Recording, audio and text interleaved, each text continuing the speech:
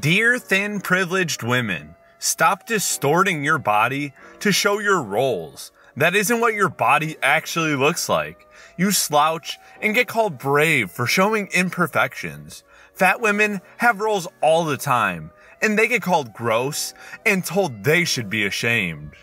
Or, how about nobody should be ashamed, and if you want to lose weight, cool. If not, that's fine. What's with all this, oh, thin privilege? It's not thin privilege. What's going on, Moderchodes? It's your boy Long Neil, back again with another new video, and in today's video we're going over the hot post from r/FatLogic. Let's get into it. Size is not an indicator of health.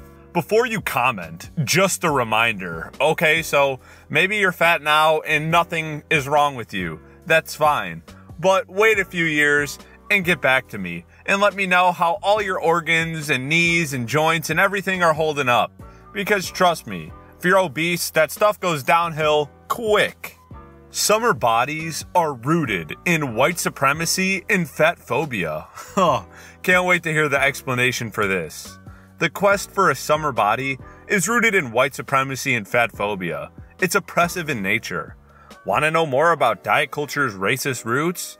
Google the history of dieting, particularly about a revered Sylvester Graham, inventor of the graham cracker, a white man who tied food intake to moral superiority. Woo. Dieting is patriarchy's attempt to keep you preoccupied and ever disillusioned that perfection exists. So basically what you're saying is this guy who made the graham cracker, whoever knows how long ago, is the reason you're fat? Yeah, okay, you keep telling yourself that. Hi there, I'm a longtime fan. I have 3 kids and I'm raising them in a fat-positive household. While I'm able to make them confident and comfortable with being fat, unfortunately, they are getting teased at school about their weight. How do I approach this? Kudos to you for doing what you can to protect your kids. I'm in the same boat, raising 2 sons, and have dealt with these exact kind of situations. Oh, please tell me you're not intentionally making your kids fat just so that you could say they're in a fat-positive household. Like, you could just be in a body-positive household, teach them healthy eating habits and exercise habits, and they'll be A-okay. But no, you insist on making them overeat for some strange reason? Ugh. Shut up. GTFO. This is not the spirit of the sub, nor is it accurate in any way. America has an education problem and almost no doctor in rural areas where obesity cares about body positivity, which they should, since fat phobia, as you call it, leads to unhealthy behaviors, like fasting and dieting. Dieting is not an unhealthy behavior. It's a way to get control over your life and eating habits and get to a healthier weight. Oh, the fact that you even consider dieting something that's bad for you or an unhealthy habit is insane. Diet lie. Drinking calories is a waste. Your brain doesn't register liquid calories. You'll feel more satisfied from food than drink. Reality. Sweet drinks add satisfaction to my meals, and my body knows how to process them just like any other type of food. Okay, this is fine and dandy, but if you're going for satiation and not complaining about being hungry all the time when you're on a diet, then it's definitely a good idea to not drink your calories, and you want to go for low-calorie, high-volume foods. That way you can diet without being hungry all day. Thin people are overwhelmingly socially rewarded for working out because they think they're thin due to personal merit instead of genetics or societal advantage. In reality, thin people are not usually thin because they're particularly active or have healthy eating habits, but rather because their bodies are predisposed for thinness or because their socioeconomic status has afforded them access to healthy eating options without fear of eviction. And in the rare case that diet and exercise result in weight loss, it is not a moral position that should be lorded over those fat people for whom diet and exercise are a myth of social exoneration. What? Dieting and exercising isn't a myth. If you want to lose weight, eat less and burn more calories. Basically, just be in a caloric deficit and you'll lose weight. And what's all this access to all this blah, blah, blah and predisposed to being fat? Can we just look at some other countries that don't have the abundance of food that America does? And where are all these predisposed fat people that their genetics just deem they'd be 400 pounds? I'll wait. It's non-existent. Nobody's genetically meant to be obese. It doesn't happen.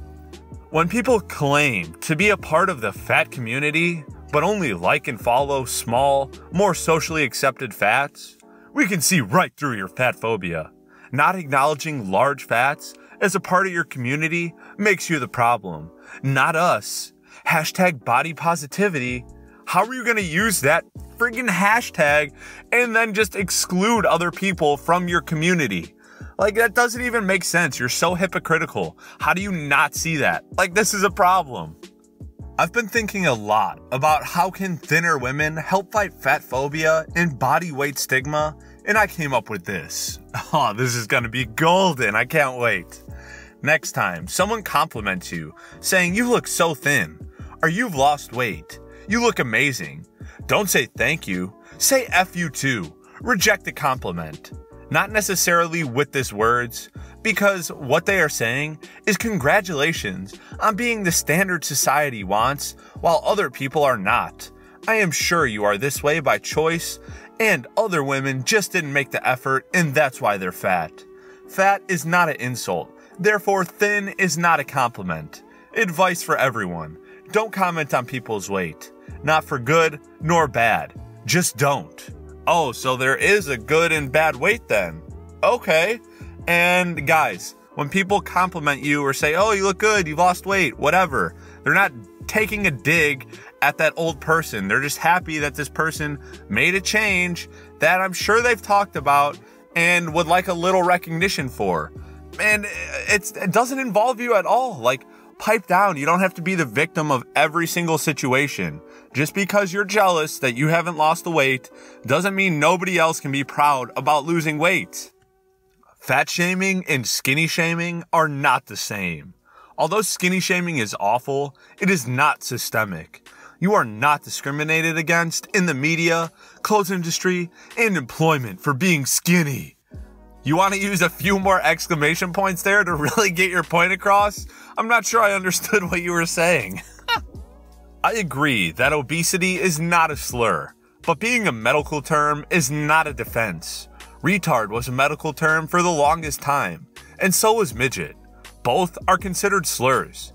Just gotta keep that in mind if someone who promotes unhealthy behavior tries to argue against you. But those weren't slurs at the time and aren't medical terms anymore, so that doesn't make any sense. Oh, what do you mean it doesn't make sense? Totally does. Hey all, so I got info yesterday that I'm diabetic. Near the threshold, but still official.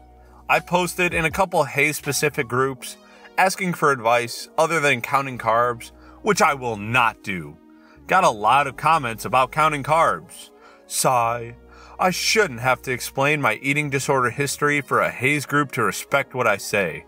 But there it is. There's even some evidence of studies showing that for people with type 2 diabetes, counting carbs doesn't even affect long-term numbers, so I don't feel like it's some kind of sin to ask for advice apart from counting carbs. Feeling tired? Why don't you just realize that since everybody's telling you counting carbs will help, and just count carbs, instead of making an excuse that, oh, well, there should be other ways. Why are you looking for other ways? You should be looking for the best way to get yourself healthy again. Because obviously it's a problem, you're acknowledging it's a problem, and you're not willing to do the solution of counting carbs because it's too restrictive or too demanding. And it's really sad that you'd rather just be overweight and literally endanger your health and well-being rather than count carbs. Like, some people really just don't care about themselves, I guess. Alright, Moderchodes, that's it for the hot post from r/FatLogic. If you enjoyed the video, please make sure to give it a big thumbs up. Don't forget to subscribe and turn on notifications. And of course, share this video with your friends. Till next time, peace.